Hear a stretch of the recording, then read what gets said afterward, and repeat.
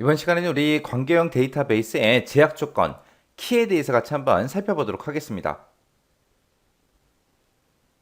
자, 우리 키라는 거는 데이터베이스에서 조건에 만족하는 튜플을 이제 찾을 거예요. 찾거나 아니면 순서대로 내가 정렬을 하고 싶어요. 그때 이제 기준이 되는 그런 속성을 보고 우리가 키라고 이제 그렇게 불러요. 그때 이제 여기서 관계형 데이터베이스에서 나오는 그런 키들은 지금처럼 이렇게 5가지가 있어요. 후보 키가 있고, 기본 키가 있고, 대체 키가 있고, 슈퍼 키가 있고, 외래 키가 있고 해서 이렇게 5가지가 있습니다. 자, 이 5가지 키가 어떤 것들을 의미하는지 좀 살펴보자고요. 자, 우리 예를 들어서 이제 대통령 선거를 한다고 하자고요. 근데 대통령이 되겠다고 A라는 사람도 나왔어요. B라는 사람도 나오고 C라는 사람도 나오고 D라는 사람도 나왔다고 해보세요. 해서 A, B, C, D 이렇게 4명의 사람이 대통령이 되겠다고 나왔습니다. 그러면 대통령이 되겠다고 이제 후보로 이제 등록을 시킬 때 그때 이제 특정 조건이 있겠죠. 아무나 대통령이 될 수 있는 건 아니잖아요. 그래서 대통령으로서 자질이 있나 없나, 법을 어긴 게 있나 없나 그런 것들을 다 검증을 하고 아무런 문제가 없는 사람들이 이제 대통령 후보로서 그렇게 이제 나오는 거죠. 그래서 이 A, B, C, D 4개, 이 4명의 사람들을 전부 다 총칭해서 우리는 이제 후보키라고 이제 그렇게 부르는 거예요. 그러면서 이제 대통령 선거를 했어요. 이제 사람들이, 국민들이 전부 다 투표를 하겠죠. 투표를 해서 만약에 요 C라는 사람이 있어요. 요 C라는 사람이 득표가 제일 많았어요. 그럼 이제 이 사람이 이제 대통령이 되는 거죠. 그때 이렇게 당선된 이 C를 보고 우리가 기본키라고 이제 그렇게 부르는 거예요. 그래서 여러 개의 후보키들 중에서 특별히 이제 선정된 그 사람을 보고 우리는 뭐라고 부른다? 기본키라고 하더라. 그러면 A, B, C, D 이렇게 4명이 있었는데 이제 C는 기본키로 빠졌죠. 그러면 A다, B다, D다 하고 이렇게 3개가 남았어요. 요 3개. 요 A라는 거, B라는 거, C라는 거 우리 후보들 중에서 기본키가 되지 못한 것들 있잖아요. 요 A, B, D 요 3가지를 보고 우리는 대체키라고 그렇게 부르는 거예요. 후보키다 그러면 이제 기본키가 될 수 있는 사람들. 그러니까 대통령이 될 수 있는 그 사람들, 그 사람들을 묶어서 우리는 후보키라고 한다. 그 중에서 이제 특별히 선정된 그 키를 보고 우리는 기본키라고 한다. 그리고 나머지 선정되지 못한 A, B, D 이 3가지를 보고 우리는 뭐라고 한다? 대체키라고 하더라. 그럼 여기 보게 되면 이제 외래키하고 나는데 이 외래키라는 거는 뭘 얘기하냐면은 우리나라만 대통령이 있는 게 아니라 다른 나라에도 각각 대통령들이 다 있겠죠. 그 다른 나라 대통령들을 보고 우리는 외래키라고 하는 거예요. 외래키. 이 외래키라는 거는 우리나라 대통령이다? 아니요. 다른 나라 대통령을 우리는 외래키라고 부르는 겁니다. 이 대충 이제 감이 오시죠? 자, 그럼 이제 우리 실제 관계형 데이터베이스를 가지고 이제 한번 살펴보자고요. 자, 지금처럼 이런 테이블이 있다고 생각을 해보세요. 이런 테이블에 보니까 지금 얘가 이제 학생이라는 테이블이고요. 얘가 이제 수강이라는 그 테이블이요. 그래서 학생 테이블과 수강 테이블 이 2가지 가지고 이제 보자고요. 우리 학생이라는 테이블에는 학번도 있고요. 이름이라는 속성도 있고, 그 다음에 주민번호라는 속성도 있고, 전화번호, 전화라는 속성도 있고, 이렇게 4개의 속성으로 그렇게 구성이 되어 있고요. 그 다음에 수강이라는 이 릴레이션, 수강이라는 곳에는 학번하고 과목명하고 이렇게 2가지가 있습니다. 우리가 이제 기본키를 뽑을 겁니다. 기본키를 뽑을 때는 2가지 조건을 만족해야 돼요. 여기서는. 우리 유일성과 우리 최소성. 이 2가지 조건을 만족해야 우리 기본키가 될 수 있습니다. 이렇게 기본키가 될 수 있는 그런 키들을 보고 우리는 뭐라고 한다? 후보키라고 하더라. 그럼 이제 그거 한번 찾아보자고요. 학번이라는 거는 똑같은 사람이 있어요? 없어? 없겠죠. 없으니까 유일성 만족하죠. 그리고 학번이라는 거 이 한 개만 가지고 우리가 기본키로 설정을 할 수 있단 말이에요. 그래서 얘는 유일성도 만족하고 최소성도 만족하고 둘 다 만족합니다. 근데 이름 같은 경우에는 유일성 만족할까요?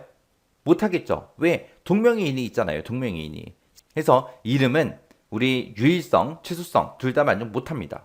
그래서 이 이름이라는 거는 우리 기본키가 될 수가 없어요.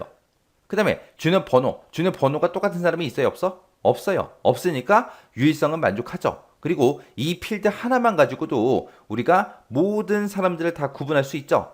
최소성도 만족합니다. 그럼 얘도 이제 기본키가 될 수 있으니까 얘도 이제 대통령 선거에 출마할 수 있겠죠. 그 다음에 이제 전화번호요. 전화번호가 똑같은 사람이 있어요? 없어? 없어요. 똑같은 사람은 없지만 전화가 없는 사람이 있을 수 있잖아요. 그래서 엄밀하게 따지면 이 전화번호 가지고는 우리가 기본키를 만들 수가 없어요. 전화가 없는 사람이 있기 때문에 기본키로 쓸 수가 없어요. 그럼 여기서는 지금 우리가 기본키로 쓸 수 있는 게 요 학번이라는 거랑 주민번호랑 요 두 가지가 있어요. 이 두 가지는 이제 뭐가 되는 거예요? 이 두 가지를 묶어서 우리는 후보키라고 부르는 거예요. 후보키. 근데 여기는 학교, 학생 테이블이기 때문에 주민등록번호보다는 학번 가지고 따지는 게 더 낫겠죠. 학교에서는. 그래서 학번이라는 거를 만약에 기본키로 만약에 선정을 했어요. 선정하게 되면 이제 학번은 이제 기본키가 되는 거고, 그때 후보키가 두 개 있었는데 학번은 이제 기본키로 빠졌으니까 이 주민번호는 뭘로 되는 거예요? 이제 대체키가 되는 거죠.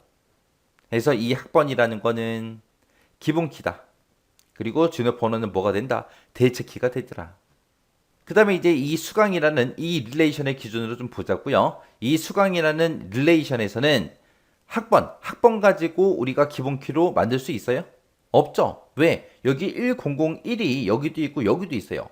그리고 1002가 나오고 3이 나오고 4번도 지금 두 개가 나왔죠. 그래서 얘는 기본키가 될 수가 없습니다. 과목명 보세요. 과목명 보니까 여기 영어가 있죠. 여기도 영어 있어요. 여기도 있어요. 수학이 여기도 있고 여기도 있습니다. 이렇게 중복된 데이터가 있어요. 그러면 얘도 기본키가 될 수가 없겠죠. 그때 이 두 가지를 한번 묶어보세요. 학번하고 과목명을 묶는다고 생각해보세요. 이 두 가지를 묶어서 기본키로 쓸 거예요. 쓸 수 있어요, 없어? 있겠죠. 왜? 1001번 학생은 영어 과목을 수강을 한대요. 근데 또 1001번 학생이 영어 과목을 수강합니다 하고 여기에 데이터가 나올 수가 있어요, 없어? 없겠죠. 그리고 그 밑에 1001하고 그 학생은 있긴 한데 과목명이 다르잖아요. 그 다음에 1002가 나왔고 3이 나왔어요. 4번 학생도 보세요. 4번 학생도 수학이라는 과목을 수강한대요.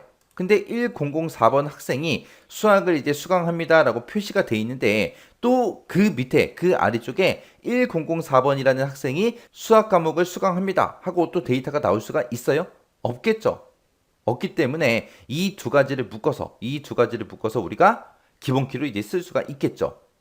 근데 보통 이제 그렇게는 잘 안 쓴다고요. 이 수강이라는 이 릴레이션 하나만 가지고는 아무것도 못해요. 이거 혼자 있다고 생각해 보세요. 학번이 1001이래요. 이 사람은 이제 영어 과목을 이제 수강을 한대요. 근데 1001번이 누구예요? 이름 알아요? 주민번호 알아요? 모르잖아요. 이것만 가지고는 모른다고요. 그래서 이 학생 테이블이랑 이 수강이라는 이 릴레이션이랑 서로 이제 연결시켜서 관계를 설정해서 우리가 사용하는 겁니다. 그래서 우리 학생 테이블에서 학번이라는 걸 가지고 이제 기본키로 이제 설정을 할 거예요. 기본키로 설정하는데 그때 이 학생 테이블에 들어있는 요 학번이랑 이 수강이라는 이 릴레이션에 들어있는 이 학번이랑 서로 이제 연결을 시키는 거예요. 서로. 연결을 이렇게 시켜서 관계 설정을 해 놓게 되면 지금 이 수강 릴레이션을 봤을 때 1001번 학생이 영어 과목을 수강을 한대요. 그때 1001번이라는 학생이 누구냐? 그러면 이제 연결시켜놨으니까 관계를 설정해놨으니까 얘를 쭉 따라서 가면은 1001번은 홍땡땡이네. 이 사람의 주민번호는 이거네. 이 사람의 연락처는 이거네. 그런 식으로 이제 전부 다 알 수 있다고요. 그래서 우리가 관계를 맺어서 우리가 사용하는 겁니다. 그때 이 학생 테이블에서 학번이라는 거는 기본키죠. 기본키요. 근데 이 수강이라는 이 릴레이션에서 학번은 뭐예요? 아무것도 아니에요. 이렇게 기본키랑 연결된 거 이거를 보고 우리가 외래키라고 부르는 거예요. 외래키요. 이 학번이라는 거는 학생 테이블에서는 기본키예요.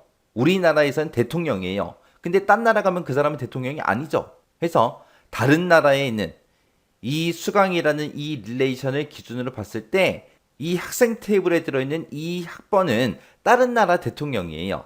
다른 나라 대통령을 여기서는 뭐라고 한다? 외래키라고 하더라. 외래키.